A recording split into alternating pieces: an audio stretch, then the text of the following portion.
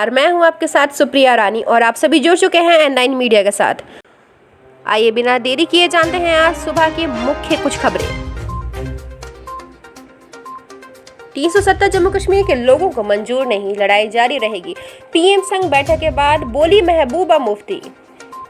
PM के साथ बैठक के बाद बोली महबूबा मुफ्ती, बहुत अच्छे माहौल में बातचीत हुई। 370 जम्मू कश्मीर के लोगों को मंजूर नहीं। जम्मू कश्मीर में एक बार फिर विधानसभा का गठन होगा, बीजेपी नेता कविंदर गुप्ता ने बताया। पीएम मोदी के साथ बैठक के बाद बोले गुलाम नबी आजाद कि जम्मू कश्मीर का पूर्ण राज्य का दर्जा जल्द वापस मिले। पीएम के साथ बैठक के बाद बोले गुलाम नबी, जम्मू कश्मीर में तुरंत चुनाव हो, पूर्ण राज्य के दर्जे पर हुई बातचीत। जाकिर नाइक के बारे में जानकारी नहीं, मलेशिया सरकार से प्रत्यार्पण को लेकर बातचीत जारी, विदेश मंत्रालय ने बताया। भारत पड़ोसियों से बेहतर संबंध बनाने का इच्छुक, कश्मीर हमारा आंतरिक मामला, विदेश मंत्रालय ने कहा। दिल्ली में पीएम मोदी के साथ बैठक के बाद जम्मू कश्मीर के नेता करेंगे प्रेस कॉन्फ्रेंस। ट्विटर इंडिया के एमडी को कर्नाटक हाई कोर्ट से राहत, गाजियाबाद पुलिस को बड़े कदम न उठाने का निर्देश। पश्चिम बंगाल में बीजेपी ने स्पीकर को लिखा पत्र, मुकुल रॉय की पीएसी में नामांकन पर जताई आपत्ति। इजरायली दूतावास के पास विस्फोट मामले में कारगिल से 4 छात्र हिरासत में, एनआईए टीम पहुंच रही है कश्मीर। महाराष्ट्र में कोरोना की तीसरी लहर के लिए उद्धव ठाकरे ने सभी जिलों को प्लान तैयार करने का निर्देश जारी किया। एमएसएमई सेक्टर के लोग बेरोजगारी झेल रहे और पीएम भारत के वर्तमान व भविष्य से खेल रहे, राहुल गांधी ने कहा। कश्मीर का राज्य का दर्जा हटाने की क्या जरूरत थी, पीएम की बैठक किस मुद्दे पर थी पता नहीं, ममता बनर्जी ने बयान जारी किया। रिलायंस लाएगी बेहद सस्ते 4G Jio phone, next smartphone, Mukesh Ambani ने किया ऐलान। रिलायंस ने बनाया न्यू एनर्जी काउंसिल, अब ग्रीन एनर्जी पर फोकस करेगी कंपनी, मुकेश अंबानी। रिलायंस एजीएम में मुकेश अंबानी बोले कंपनी को 53,000 करोड़ रुपए का मुनाफा, 75,000 नई नौकरियां दी गई। रिलायंस एजीएम ने देश भर में 116 वैक्सीनेशन सेंटर स्थापित किए, नीता अंबानी ने बताया। जम्मू कश्मीर पर पीएम की महा मीटिंग, रविंद्र रैना, कविंदर गुप्ता और निर्मल सिंह भी पहुंचे। कर्नाटक में रक्षा मंत्री राजनाथ सिंह ने कारवार में भारतीय नौसेना के प्रोजेक्ट सीबर्ड का किया हवाई निरीक्षण। बंगाल के राज्यपाल से मिले बीजेपी सांसद जॉन बार्ला, उत्तर बंगाल को केंद्र शासित प्रदेश बनाने की मांग। उन्नाव में कुलदीप सिंह के करीबी अरुण सिंह को बीजेपी ने दिया जिला पंचायत अध्यक्ष का टिकट। दिल्ली में जम्मू कश्मीर के बीजेपी नेताओं की पार्टी अध्यक्ष जेपी नड्डा संग बैठक खत्म में 40 मिनट चली। एससी ने सभी राज्यों की शिक्षा बोर्ड 12वीं का परिणाम 31 जुलाई तक घोषित करने को कहा। एससी का सभी राज्यों के शिक्षा बोर्ड को 12वीं की मूल्यांकन योजना में 10 दिनों में अधिसूचित करने का आदेश जारी। दिल्ली में राज्यों और यूटी को 30 करोड़ से ज्यादा वैक्सीन डोज दिए गए, स्वास्थ्य मंत्रालय ने बताया। बाबा रामदेव की एससी में याचिका, पटना रायपुर केस की सुनवाई, दिल्ली ट्रांसफर करने की मांग। कांग्रेस नेता राहुल गांधी सूरत पहुंचे।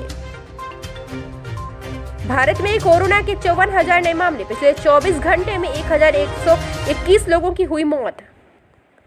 भारत में पिछले 24 घंटे में लगाई गई 64.89 लाख वैक्सीन, अब तक 30.16 करोड़ डोज दी जा चुकी है। शेयर बाजार हरे निशान में, सेंसेक्स 208 अंकों की तेजी के साथ खुला। वैक्सीन न लगवाने वाले विधायकों को बिहार विधानसभा में नहीं मिलेगी एंट्री, स्पीकर विजय सिन्हा ने ऐलान किया। मुंबई में 1 लीटर पेट्रोल की कीमत पहुंची 104 रुपए के पार और डीजल भी 96 रुपए के पार। कृषि कानूनों के खिलाफ आज सहारनपुर से निकलेगी ट्रैक्टर यात्रा, कल गाजीपुर बॉर्डर पर करेगी कूच। ब्राजील में कोरोना ने बनाया रिकॉर्ड, पिछले 24 घंटे में 1.15 लाख नए केस। क्यूबा के खिलाफ एम्बार्गो की आलोचना वाले यूएन के प्रस्ताव के खिलाफ अमेरिका ने डाला वोट। वॉरेन बफेट ने गेट्स फाउंडेशन से दिया इस्तीफा, अपनी आधी संपत्ति भी दान की। बरेली के दरगाह आला हजरत की अपील कि मुसलमान बगैर बैंड बाजे फिजूल खर्ची के सादगी से करे शादी। जेल में मृत पाए गए एंटीवायरस कंपनी मैकेफी के मालिक स्पेन की अदालत प्रत्यार्पण को दी गई मंजूरी। नोएडा में 10 जुलाई को आयोजित होगी राष्ट्रीय लोक अदालत, डीएम ने दिए निर्देश।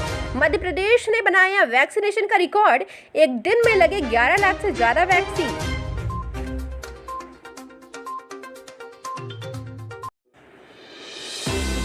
इसी के साथ आपको ले चलते हैं सोशल मीडिया के उन वीडियोस की तरफ जिन्हें देखकर आप सचमुच हैरान रह जाएंगे और बोलेंगे वाह क्या बात है।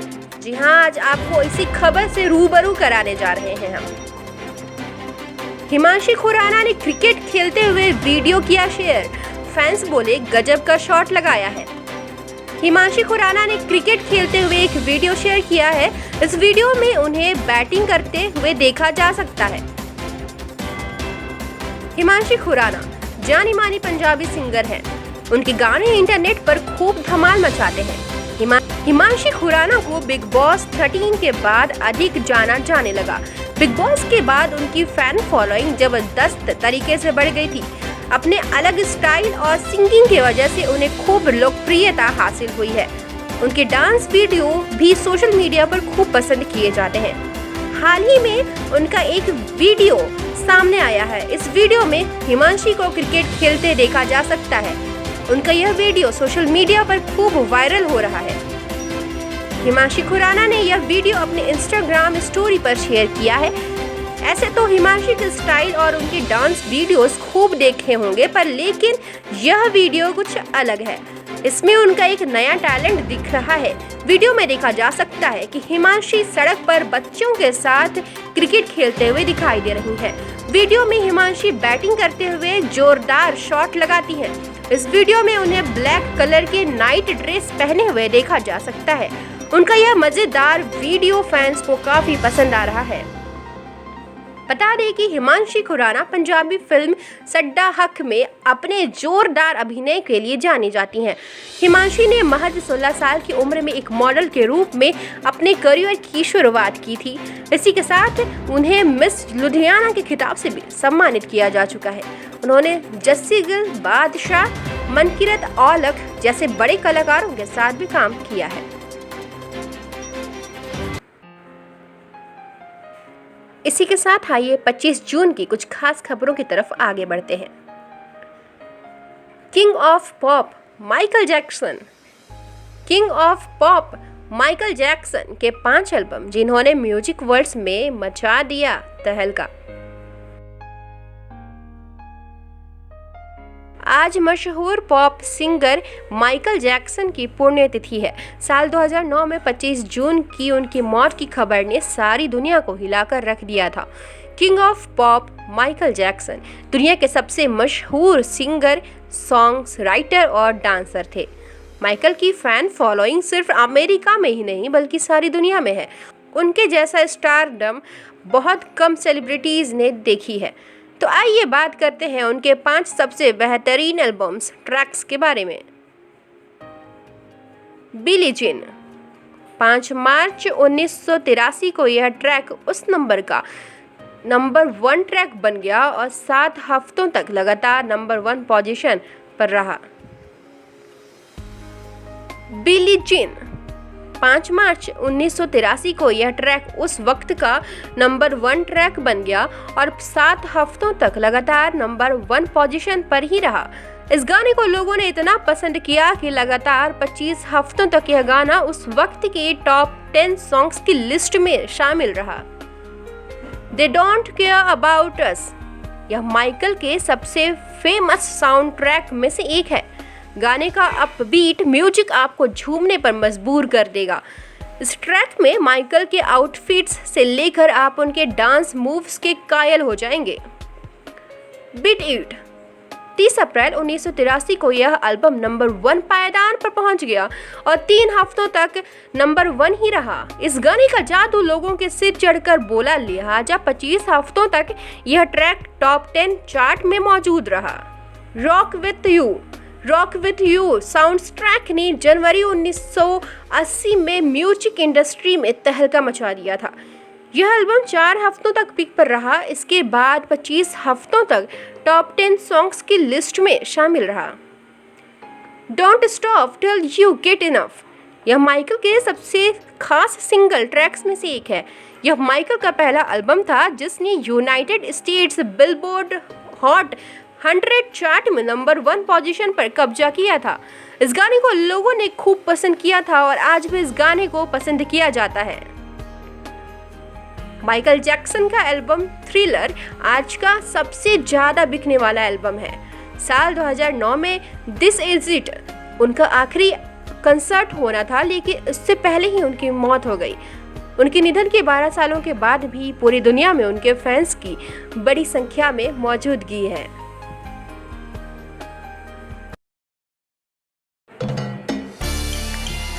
आइए अब आपको हम एक और दिलचस्प नज़ारा दिखाते हैं। इस विदेशी सिंगर ने जलेबी बेबी गाते हुए बनाई गर्मा गर्म जलेबी। वीडियो का ट्विटर पर धमाल। जेसन डेरुलो का यह मजेदार वीडियो सोशल मीडिया पर जमकर वायरल हो रहा है। इस वीडियो में वो जलेबी बेबी गाना गाते हुए जलेबी बनाते दिखाई दे रहे हैं। जेसन डेरुलो हॉलीवुड के जाने माने सिंगर हैं। उनके गाने इंटरनेट पर खूब पसंद किए जाते हैं। उनका एक मजेदार वीडियो खूब वायरल हो रहा है। यह वीडियो जेसन डेरुलो द्वारा अपने टिकटॉक अकाउंट पर पोस्ट किया गया है। वीडियो में देखा जा सकता है कि जेसन बड़े ही मस्त मूड में नजर आ रहे हैं। वीडियो में वो जलेबी बेबी गाना गाते हुए जलेबी बनाने की तैयारी कर रहे हैं। वीडियो में पहले तो जलेबी का घोल तैयार करते हैं। इसे एक ट्यूब में डालते हैं, फिर इसे तलने कढ़ाई में डालते हैं, फिर इसे चीनी की चाशनी में डुबो देते हैं। इसके बाद वो बड़े मजे से जलेबी बनाने की अपनी मेहनत का प्रदर्शन करते हुए उन्हें मजे से खाते हैं। उनका यह मजेदार वीडियो सोशल मीडिया पर खूब वायरल हो रहा है। वीडियो में उनकी मेहनत को देख फैंस उनकी जमकर तारीफ कर रहे हैं। एक यूजर ने वीडियो शेयर करते हुए ट्वीट में लिखा कि मैंने अपने जीवन में कभी नहीं सोचा होगा कि मैं जेसन डेरुलो को जलेबी बनाते हुए देखूंगा।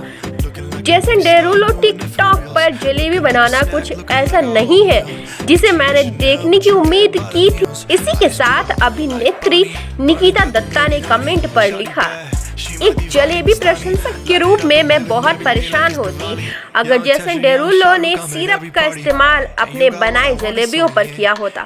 हालांकि यह आज सुबह इंटरनेट पर सबसे अच्छी बात है। उनके इस वीडियो को फैन कई मजेदार रिएक्शन भी दे रहे हैं। बता दें कि जलेबी बेबी गाना टिकटॉक पर बेहद लोकप्रिय हुआ है। टेशर ने इस गाने का प्रचार करते हुए एक इंस्टाग्राम पोस्ट में लिखा था, मैं आपको बता सकता हूँ कि गर्मियों का 2021 का गाना सचमुच एक भारतीय मिठाई के बारे में है और यह कुछ मायने रखता है।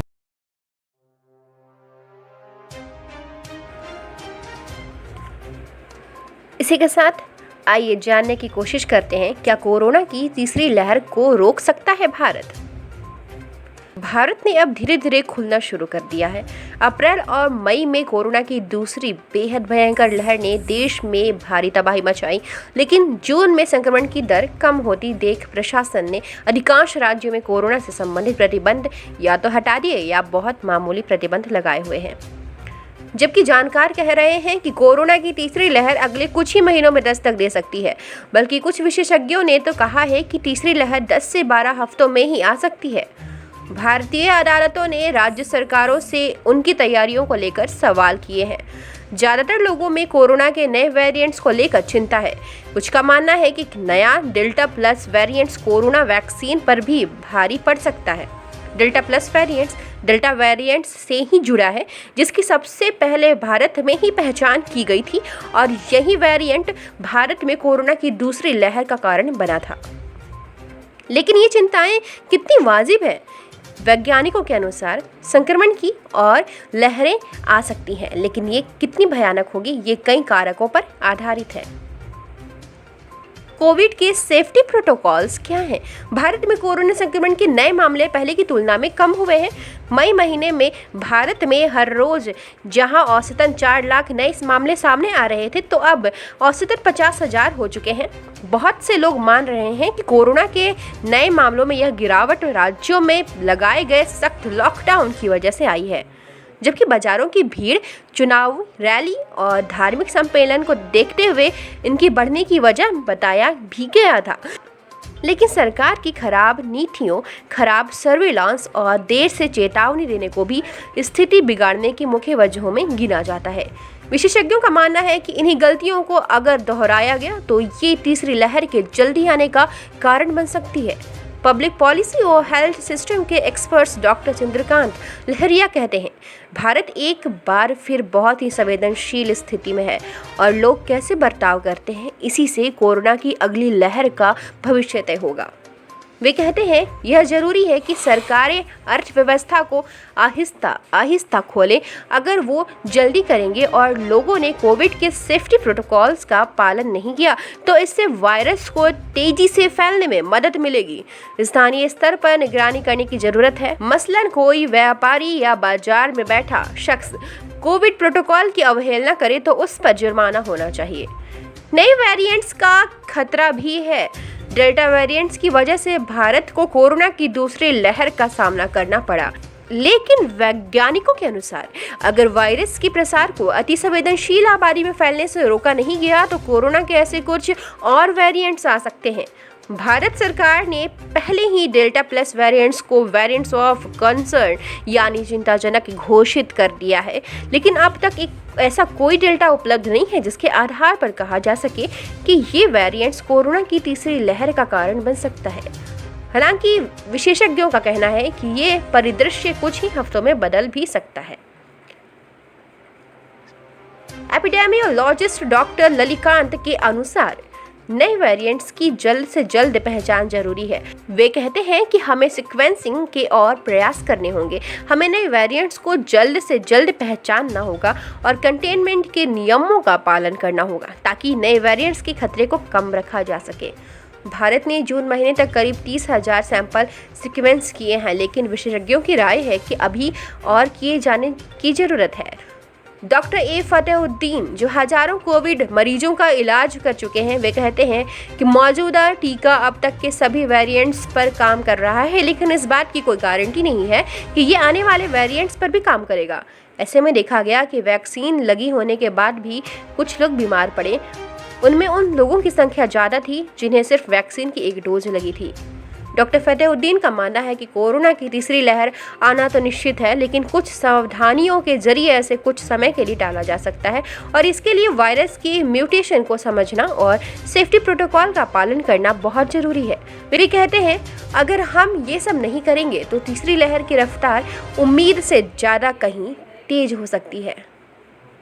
क्या टीकाकरण और पिछला संक्रमण काफ़ी है? तीसरी लहर का प्रभाव और उसका प्रसार इस बात पर भी निर्भर करेगा कि भारतीय आबादियों में इम्यूनिटी कितनी है। इसके दो माध्यम हैं। जिन लोगों को वैक्सीन लग चुकी है उन्हें कोरोना से संभावित इम्यूनिटी मिल चुकी है, साथ ही जिन लोगों को एक बार कोरोना संक्रमण हो चुका है उन्हें भी इस वायरस से कुछ हद तक इम्यूनिटी मिल चुकी है। हालांकि कोरोना की दूसरी लहर में वैक्सीन लगवा चुके और पहले संक्रमित हो चुके दोनों तरह के लोगों को भी संक्रमण हुआ था। भारत में अब तक सिर्फ 4% आबादी को ही वैक्सीन की दोनों डोज दी जा चुकी है, जबकि 18% आबादी को वैक्सीन की एक डोज लगाई गई। डॉक्टर लहरिया कहती हैं कि अगर टीकाकरण की रफ्तार नहीं बढ़ाई गई तो देश में अब भी एक बड़ी आबादी है जो कोरोना की चपेट में आने के लिहाज से अति संवेदनशील है। हालांकि जिन लोगों को दूसरी लहर में कोरोना हुआ उन्हें भी संक्रमण से थोड़ी राहत मिल सकती है, लेकिन यह बता पाना भी आसान नहीं है कि भारत में कितने लोगों को नेचुरल इम्यूनिटी मिली है। किसी भी संक्रमण के बाद शरीर में कुदरती एंटीबॉडी पैदा होती है, उन्हें नेचुरल इम्यूनिटी कहा जाता है।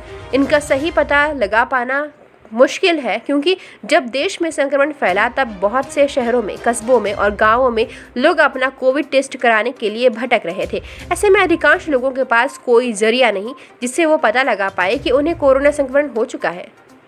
इसी तरह कोरोना से होने वाली मौतों के आंकड़ों पर सवाल उठे तो कुछ लोगों का मानना है कि मरने वालों की संख्या कम बताई गई।